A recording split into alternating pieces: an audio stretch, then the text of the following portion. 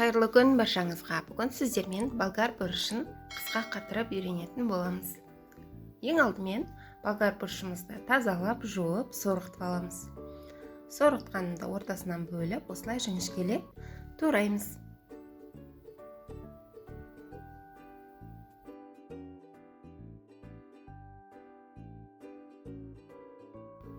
Бәрін турап дайындап алған соң, осындай кішірек пакетиктарға салып алатын боламыз. Өздеріңізге ыңғайлы қалташалар пайдалана берсеңіздер болады. Осылай салып, жақсылап, нығыздап, ішіндегі ауасын шығарып, аузын бекітіп қоямыз. Қалғандарында дәл осылай салып аламыз. Келесі қатыратын бұрышымызды осылай ұсақтап, төртбұрыш қылып турап аламыз. Бұны біз сөру подлифтарға, сөру лагманға, сөру ганфанға пайдаланатын боламыз. Бәрін жақсылап осылай ұсақтап турап дайындап аламыз. Мен бұл қатырылған бұрыштарды шұжықтарға да бәріне қоса беремін.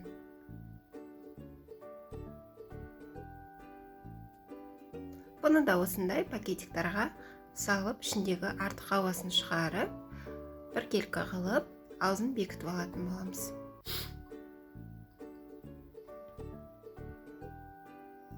Қалғандарында дәл осылай қатыратын боламыз.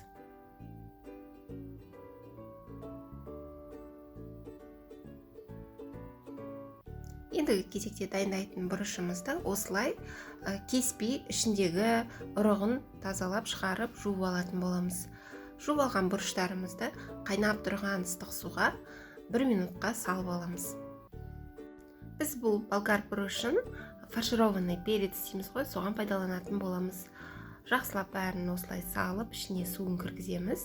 Сол кезде тез жұмсарады.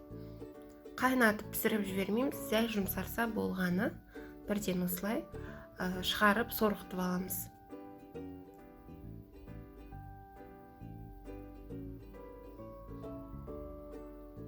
Не себептен бұны біз ыстық суға салып алды деп сұрайтын шығарсыздар, осылай жұмсару үшін. Жұмсарған кезде бір-біріне оңай жақсы киілетін болады. Бұны да өзімізге ыңғайлы кішірек пакетиктарға салып дайындап алатын боламыз.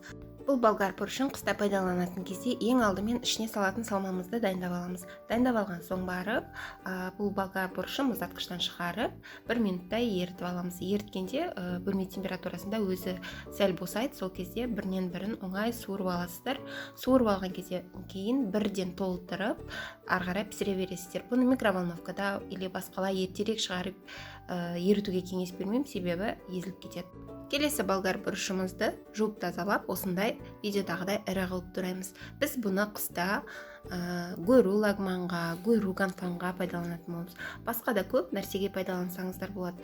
Бұдан қыста лечо жасасаңыздар да бола береді. Бұны бірден ұсақтап, басқа да соустарға пайдалана берсеңіздер болады. Өте ыңғайлы.